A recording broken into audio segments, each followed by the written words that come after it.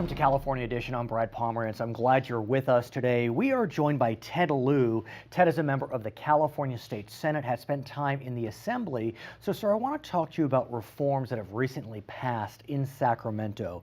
As you know, Proposition 25 passed in 2010, and we are now just ending our second year, fiscal year, where we've had budgets passed by a majority, not by 2/3. Reflect, how has that been? You're a Democrat. I am. That's been a good change. And 47 other states in our union do that.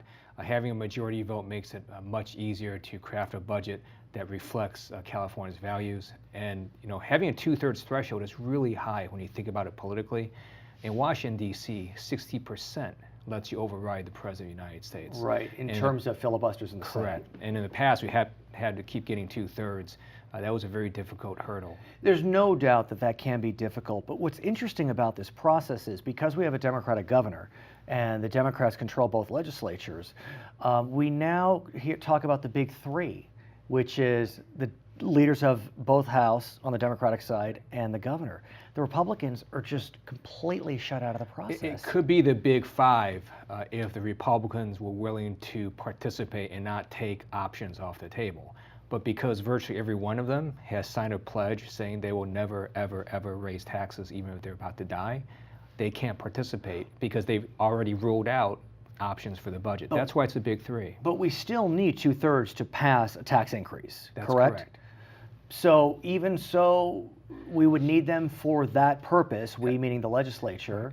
Well, so if you remember, last year it was the big five. The governor was engaging the Republicans, but they simply couldn't get past their tax pledge they took. As a result, the governor said, I'm not going to go down that route again. I'm going to take a different route where we're going to try to go to the ballot and pass a revenue initiative. I want to talk about revenue and revenue initiatives.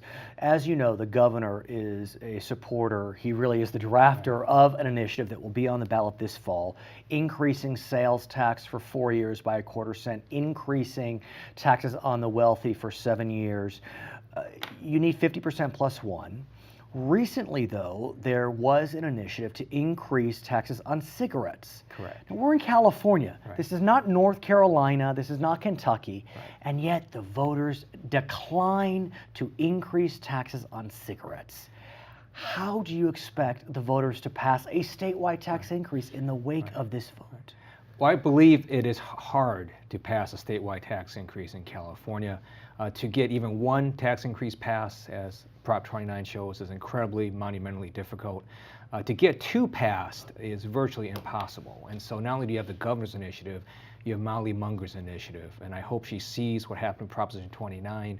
I hope she stands down. And let's talk about those two initiatives. Polling has been trickling out over the last few weeks and months. And what it appears to tell us is that the governor's initiative has a better chance of passing than Ms. Munger's. She is polling her initiative in the 40s, the governor's in the 50s. Well, let me actually just be very blunt about this. Her initiative has no chance of passing. It polls below 50% in every single poll that comes out, somewhere between the 30s to sometimes she might hit 40 something. But initiatives have to be well above 50 to really stand a chance. She's also going to draw a lot of funded opposition because her initiative taxes everybody, from the poorest of the poor to the middle class to the wealthy. The governor's is much more targeted, and a lot of folks support the governor's, not so with hers. Still, the Republican Party has come out strongly against the governor's initiative. They have shown an ability to rally their troops. I don't know that the Republicans were so involved in the anti-cigarette tax initiative, but look, this is a state that is not pro-tax. I mean, it's clear based upon its history. The state has not passed a statewide tax initiative since 2004. And what the polling shows, if it was just a governor's initiative, he would win. But if you have him and the Molly Munger initiative, then her initiative can take his down, and hers has just no chance of passing. I want to talk to you about what would happen if the initiative does not pass. We know, for example, sir, that the Cal State system has already announced that they will be waitlisting everyone who applies to the system this fall until they know the results of the statewide tax initiative. If it fails, they will have to decrease enrollment dramatically. There are even discussions about closing a couple of campuses. Are those statements fear tactics, or is the situation so grave that they are just saying it like it is? The situation is grave. If we don't get revenues in November, it will be catastrophic. Public schools will get hit with $5.5 billion in cuts. Higher education will get hit with hundreds of million dollars in cuts. And that's because we have a revenue problem. In fact, Standard & Poor's, an independent third party, came out and basically said California has a revenue problem. We don't have a spending problem. Because we've been cutting for the last 7 years. Is that true? Because even the governor's May revise suggested that California spent $2 billion more than it was supposed to. So is there a spending issue? I mean, the Republicans, your friends on the other side, have said we still have a spending problem. It spent $2 billion more than we were supposed to, based on a spending level that is way below every other year. And so when you look at our cuts, we have made cuts every single year. The $2 billion means we cut somewhat less last year than we were supposed to have, but we still made, it was a $23 billion budget deficit. So it's not that we spent more, we just actually cut somewhat less last year. And so we're in a cutting mode. This budget this year, it is just a bunch of cuts. I want to talk about the trigger cuts. We had trigger cuts last year. And what the Republicans have said is that if the initiative does fail, yes, we'll need to make cuts, but the triggers don't have to be all weighted towards education. As I understand it, it's over 90% of the triggers go right to cutting education. What do you make of that view? And here's the reason. We cut everything else in the June budget. So we held education harmless. We held higher education harmless. That's why they're in trigger cuts. That's why they're not being cut now. So that's why the budget has this architecture. Because education, K through 12 plus higher education, is 50% of the overall state budget. If you didn't touch those cuts, you basically eliminate the other half of government. I want to talk more about government, and specifically government in Sacramento. You are part of a group of members that were elected under a certain term limit regime that passed in 1992. You are allowed to serve 6 years in the Assembly, 8 years in the Senate. Although you're a little unique because you were elected in special elections, but that's another conversation. Right. But what we do know is the voters, in what is surprising to many, overwhelmingly passed term limit reform. Now any new member can serve 12 years in either house. I supported the term limits reform. I am very pleased the voters passed it.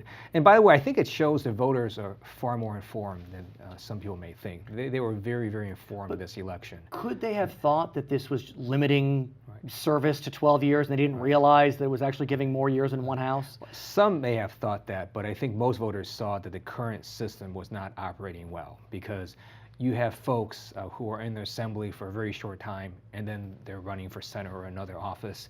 Let me give you my example. Please. I got into the Assembly. In the first term, I was made chair of Banking and Finance. Well, good for you. That was ridiculous. Okay. No first-term member should chair any committee. But well, with term limits, the Speaker of the Assembly, Mr. Perez, became Speaker after, what, 14 months? Is that right? Around, whatever it may be. Because of the term limits. Right. And so with now the reform, we can stay in for 12 years. Hopefully chairs will have more experience. But what about fresh faces, fresh voices, citizen legislature? So that's why you get termed out after 12 years in one house. There are proposals being floated to create a part-time legislature. Mr. Garrick, Ms. Shannon Grove in the Assembly, big supporters of that. What do you make of that proposal? So for people like me, it would help me because I would actually make more money. I would go do private practice.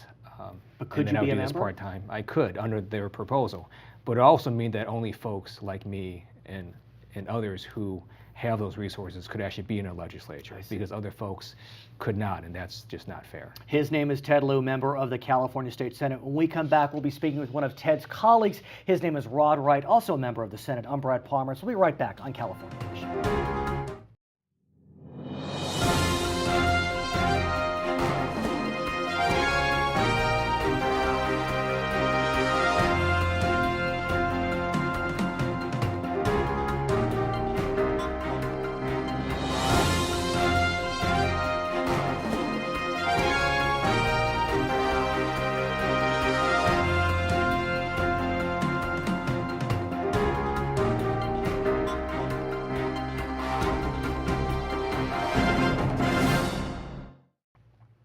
This is California Edition. My name is Brad Pomerance. I'm glad you're with us over this half hour. We are going to be starting with Jean Fuller. She is a member of the California State Senate. She represents the largest geographic area in the state as a member of the Senate, but right in the middle of her district is Bakersfield, beautiful Bakersfield, which is ground zero for the debate over high-speed rail.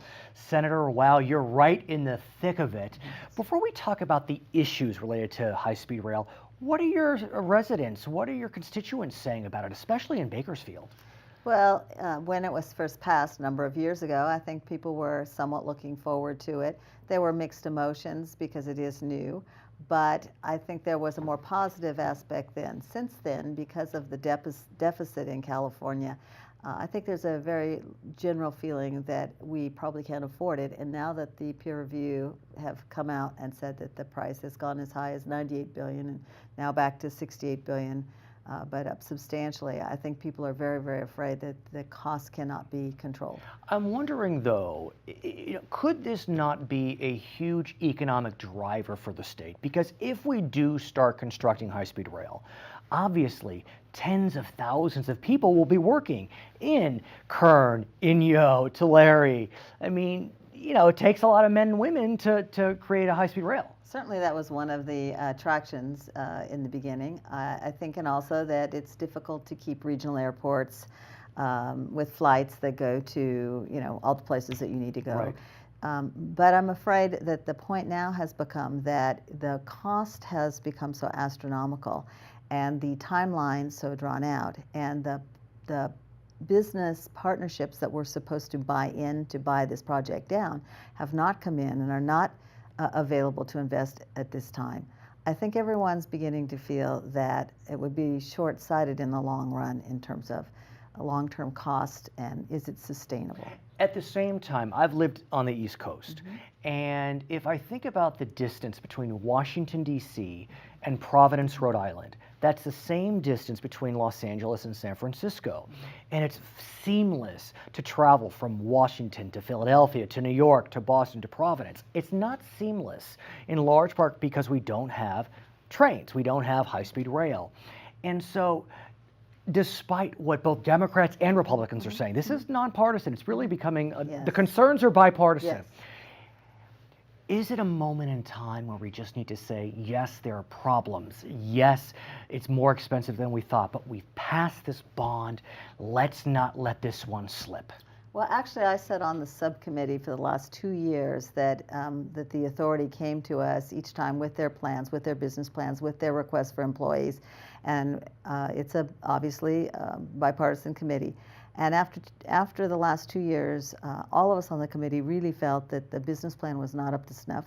We all really were concerned that there needed to be a lot of changes.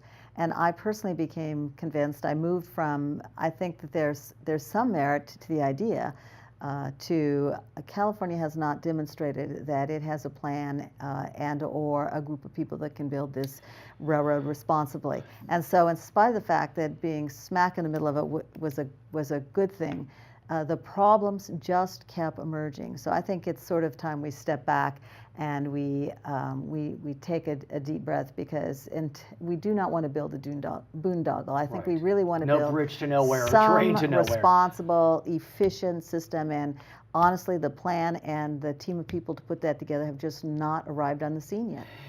There's no doubt that earlier this year, it seemed like just a parade of terribles when you're dealing with what was going on with the High-Speed Rail Authority. You had resignations, you had reappointments. Some believe maybe they've gotten their footing back. That being said, Democrats and Republicans have argued maybe we should step back, take a breath, like you just said.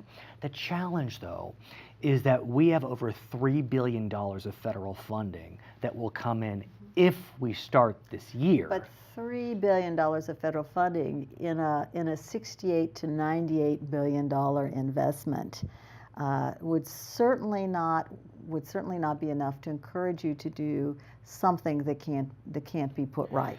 They can't. And we have had a number of years to plan this, and we've had a number of different kinds of leaders. And I think now, for example, in my area, many of the allies have turned against the authority altogether.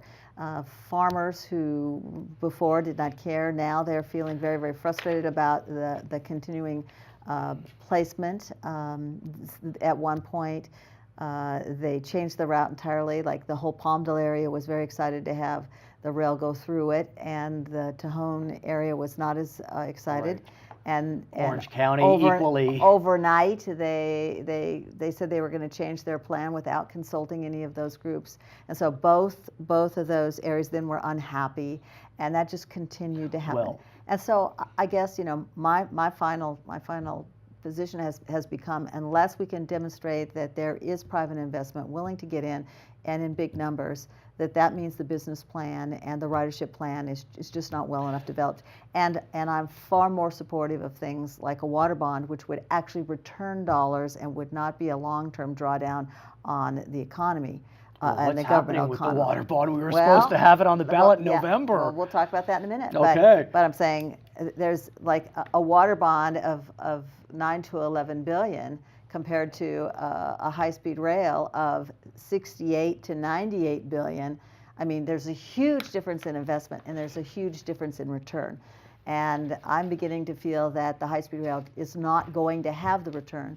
The water bond, while I'm being a fiscal conservative, I'm very concerned that at this time we would have to go forward with more debt. But I think if I were to choose between the two, I would definitely choose the water bond, because we know that every investment in water returns dollars. Let's talk about the water bond, okay. Because it seemed as if in 2009, I believe you were in the Assembly then, yes. You had North and South, left and right finally yes. come together yes. to put together a water bond, $11 billion.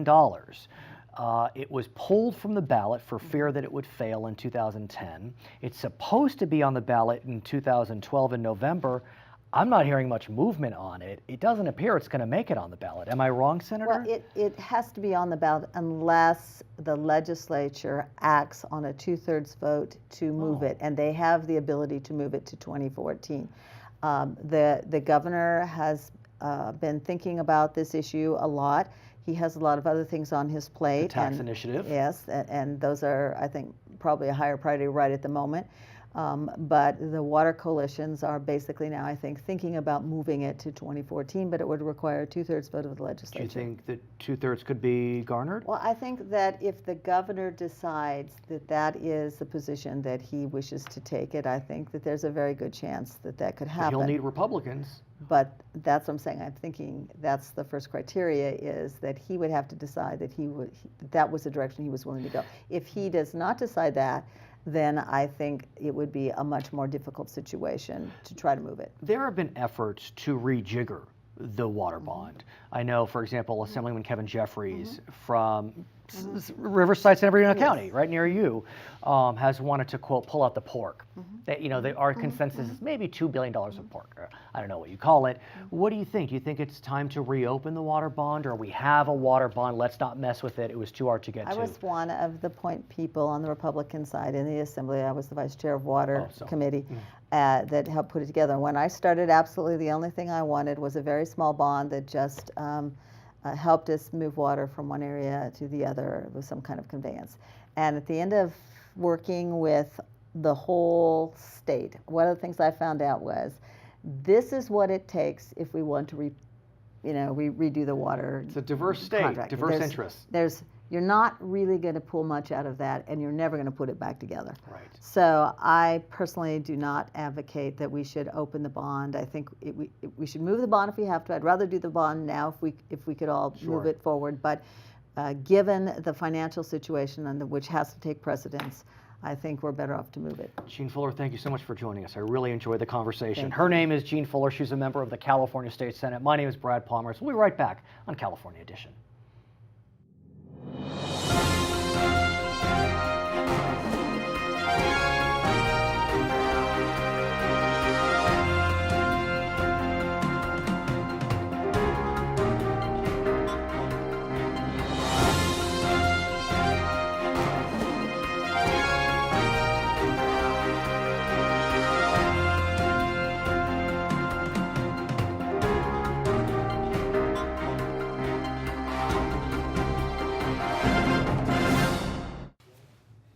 Welcome back to California Edition. I'm Brad Pomerance. Our guest, Brian Jones, member of the California State Assembly, representing portions of the city and county of San Diego. That's right. So I have to speak with you about pensions. Sure, absolutely. Let's talk about it. Yes, as you know, our recent June election, two cities, the city of San Diego, the city of San Jose, both passed pension reform overwhelmingly. Yeah. And these are not, right cities. These are pretty moderate cities. In Wisconsin, the governor was not recalled, and the big issue is public pensions. Right. What are the voters of California saying? Well, I think, you mentioned Wisconsin. Let's talk about that just real quick. First, Wisconsin is the birthplace of AFSCME.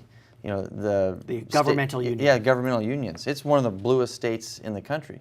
And even their voters are recognizing that public employee pensions are out of touch with the private sector. Right. And the long-term commitments that we're making on these pensions is unsustainable. But when you compare the public and private sector, and let's do that for a second, part of the reason why people will select public service, in addition to the noble calling, whatever that may be, is that the public sector will provide better benefits. Sure. Be it health care, be Absolutely. it pensions. It's one of the attractions. They may make less money as compensation. I think that's where we're at today. Is when I was a kid in elementary school, I remember studying private sector versus public sector and having that same argument presented. But today, so many of our public sector jobs are making more than the private sector. There are some, no doubt. But I guess my question, though, is if we do significantly reduce pension benefits, are we at risk of just having a brain drain in public jobs? You know what? I don't think so. The folks that are in place now, the pension reforms in San Diego at least, don't affect the people that are currently It's for new in office. hires. It's for new hires. So the market, the job market for these public sector jobs is so competitive right now. There's so many people lining up for these jobs that the market tells us that the benefits and pay are greater than the private sector because there's more people coming out to look at these jobs than they are the private sector jobs. So we hear what the voters have said. Right. We know the Republicans in the Senate and the Assembly triangulated beautifully, if I may say, by submitting the Democratic governor's 12-point plan. Exactly. Do you think we'll see pension reform this year? I think that if the governor is serious about getting his tax measures passed in November, he's going to have to present something. Now, my concern in that is he's going to present a package that sounds good, looks good, but really doesn't do anything. Well, how's his 12-point plan? Well, it's dead. It's dead on arrival in the Senate and the Assembly. It hasn't moved. Even after June? Well, we'll see after June, but I'm not optimistic that the Democrats that control the House and the Senate are actually going to move it. Even after June? We'll see. Okay, let's talk about the tax initiatives. You mentioned those. As you know, the governor is proposing an increase in sales tax by a quarter cent for 4 years, increase in income tax on the wealthy for 7 years. What's your sense of that initiative, sir? Well, first of all, I think it fails. And I think the telling issue in June was Prop 29. And let's talk about that. Prop 29, if I may say, cigarette tax, $1 a pack, failed. As we speak today. On 12% of the 12% of the population smokes in California. You can't get 88% of the people to pass a tax on 12% for a sin. How are you going to get them? How are you going to get the majority to pass them on themselves? Could it have been that the advertising campaign was very effective? Oh, absolutely it was. Higher Republican turnout in primaries? I'm just throwing it out. Those are all factors, of course, and you have to take the totality of them all. But the bottom line is, a tax on cigarettes failed. So if you extrapolate that outcome to November, and you're looking at a population of California voters where over 10% of us are unemployed. 1 in 10 of us are unemployed, and I think 5 out of 10 are underemployed, or not 5 out of 10, another 1.5 out of 10. So the total unemployment rate is 15% in California, or somewhere around that.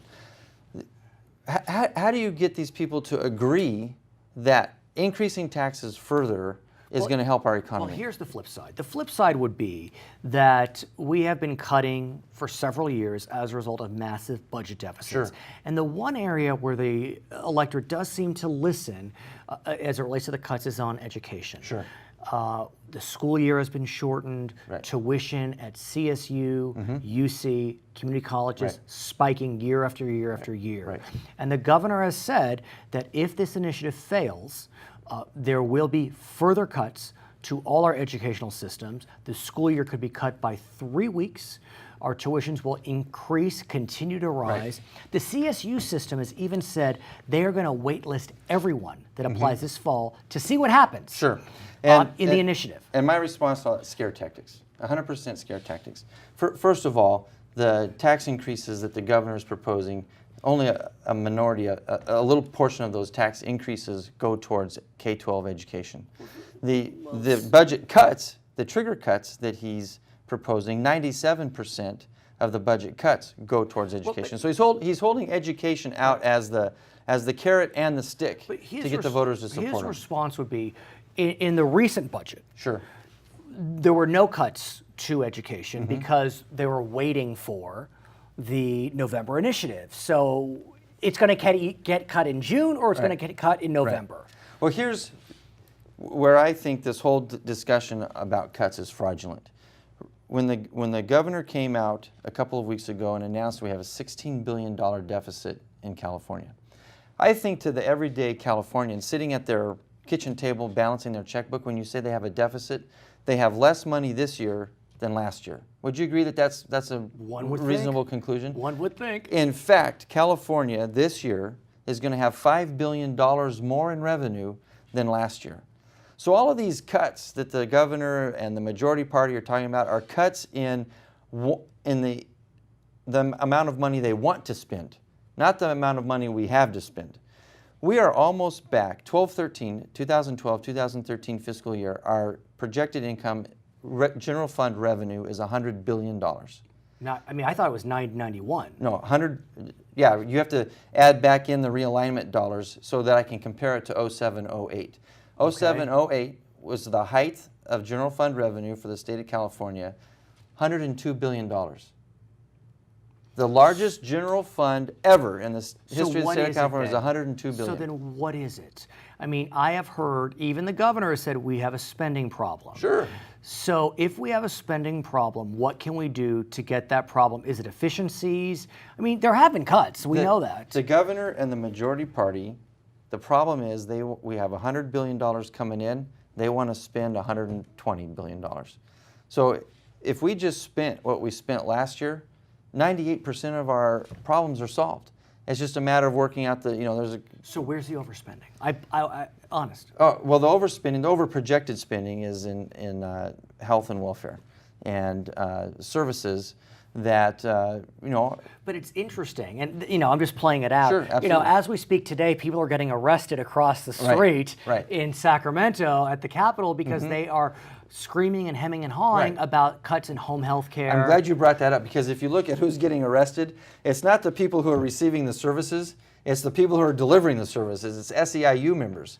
It's the public sector union members, and I don't even know, you might even be able to make the argument that the people in the Capitol right now are not even members. They were brought up by the SEIU, bussed in for this particular display and protest. So that's all for the media. That's all theatrics and theater to get the news stations out there, get them to cover it. In our final moments, going back to our initial topic, will we see pension reform this year? I hope so, and I hope that it's meaningful if it does come up. But do you think it will happen? No, I don't.